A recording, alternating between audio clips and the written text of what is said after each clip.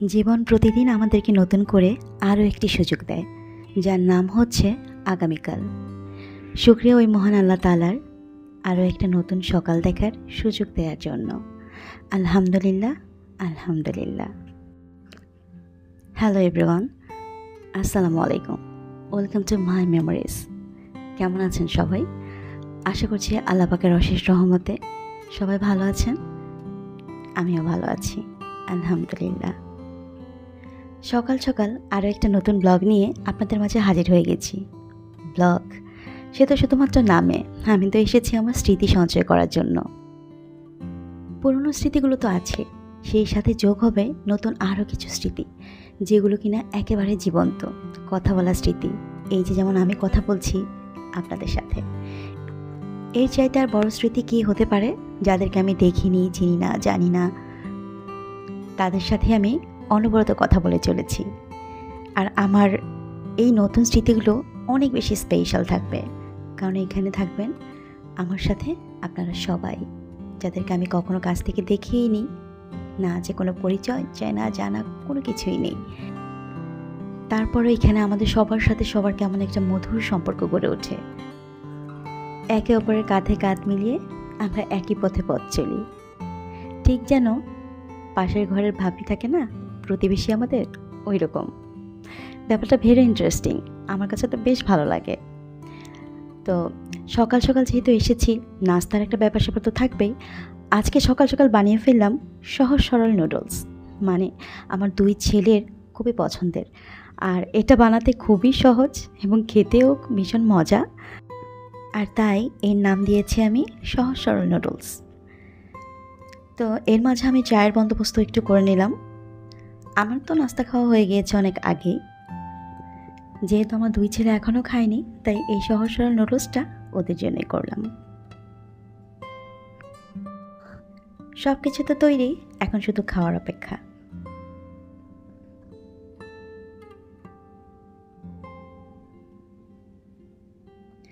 দেখতে কতটা ইয়াম্মি হয়েছে তাই না? খেতেও কিন্তু অনেক বেশি ইয়াম্মি।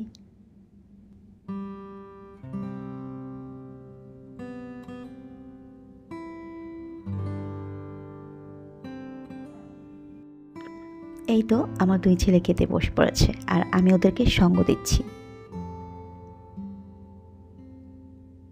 খালি মুখে কি আর সঙ্গ বা গল্প চলে? কখনোই না। আর তাই আমি নিয়ে নিচ্ছি একটু চা। আর যেখানে চা থাকে সেখানে অটোমেটিকলি কীভাবে যেন বিস্কিট চলে আসে। তাহলে আমি চা আর বিস্কিটটা একটু শেষ করে নিচ্ছি। আপনারা কিন্তু আবার চলে যাবেন না, সাথেই থাকুন। আর সাথে থাকা মানে, যদি মনে করেন সত্যিকার অর্থেই সাথে থাকতে চান, তাহলে অবশ্যই আমার চ্যানেলটি সাবস্ক্রাইব করে দেবেন, আর পাশে থাকা বেল আইকনটি ক্লিক করে অল বাটনটি প্রেস করে রাখবেন।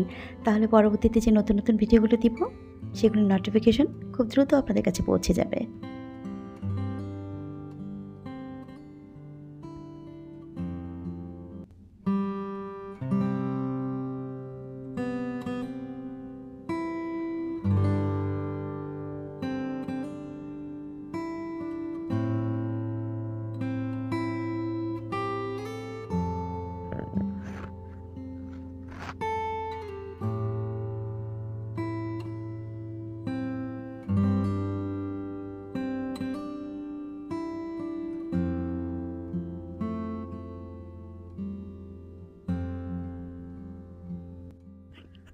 সকালের পরে আমি আর ভিডিওটা কন্টিনিউ করিনি, কারণ আমি একটু ব্যস্ত হয়ে পড়েছিলাম। তবে আমার এটা যেদিনের ভিডিও, সেদিন সকাল থেকেই কিন্তু অনেক বৃষ্টি হয়েছিল, একদম রাত পর্যন্ত। তবে থেমে থেমে, কখনো জোরে, কখনো আবার ঝিরিঝিরি করে, তবে বৃষ্টি হয়েছিল। আর এমন বৃষ্টির সময় কিন্তু প্রতি ঘরেই মুখরোচক খাবার রান্না হয়েই থাকে, আর আমি তো তার ব্যতিক্রম নই।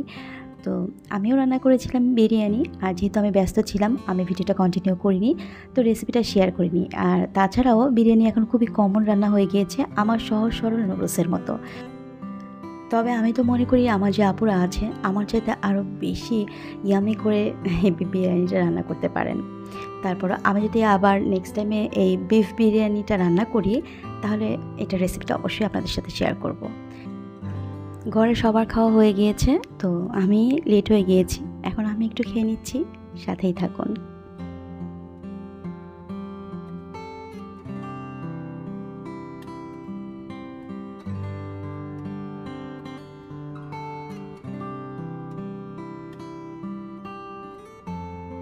কী হলো, আছেন তো সবাই? আমি কিন্তু স্মৃতির ডায়েরি নিয়ে বসে পড়েছি। যখনই সময় পাই তখনই আমি আমার এই স্মৃতির ডায়েরিটা নিয়ে একটু বসি।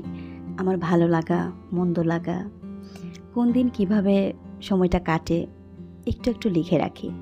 যখন ভালো লাগাগুলো লিখি তখন মনের ভিতরে আরও বেশি একটা আনন্দ উৎফুল্লতা কাজ করে, মনটা আরও বেশি ভালো লাগে। আবার যখন একটু খারাপ লাগাগুলো লিখি তখন মনে হয় মনটা একটু হালকা হলো। দেখেছেন একটা ডায়েরির কত শক্তি, কত বোঝা তারা বহন করতে পারে। ভালো লাগার বোঝাটাও বহন করে, আবার আমার যে খারাপ লাগলো সেটা যে আমি ওর উপরে ঝাড়লাম সেটাও মাথা পেতে নিয়ে নিল। সর্বোপরি এই ডায়েরিটা আমার খুব ভালো একটা বন্ধু, আমার সোহেলি। তো যাই হোক, মাঝে মাঝেই সময় করে একটু একটু লিখি যেটা মনে থাকে। আমি কিন্তু কোনো কবি সাহিত্যিক না, মনের কথাগুলোই লিখে রাখি। এটা আমার একটা অন্যরকম ভালো লাগা। আমি জানি এরকম অনেকেই আছেন যারা ডায়েরি লিখতে পছন্দ করেন, তা আমিও একটু লিখি। তো লিখে রাখলাম, যেহেতু আজকে খুব ভালো বৃষ্টি হয়েছে তাই সেই বৃষ্টিকে কেন্দ্র করেই কিছু একটা লিখলাম। তা নাহলে তো বৃষ্টি আবার আমার সাথে রাগ করবে।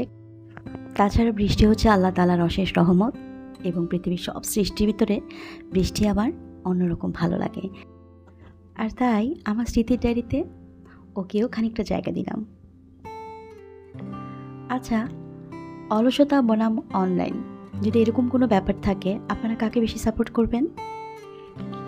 কেন বললাম এই কথাটা? ঠিক আছে, এটারও একটা ব্যাখ্যা আমি দিচ্ছি।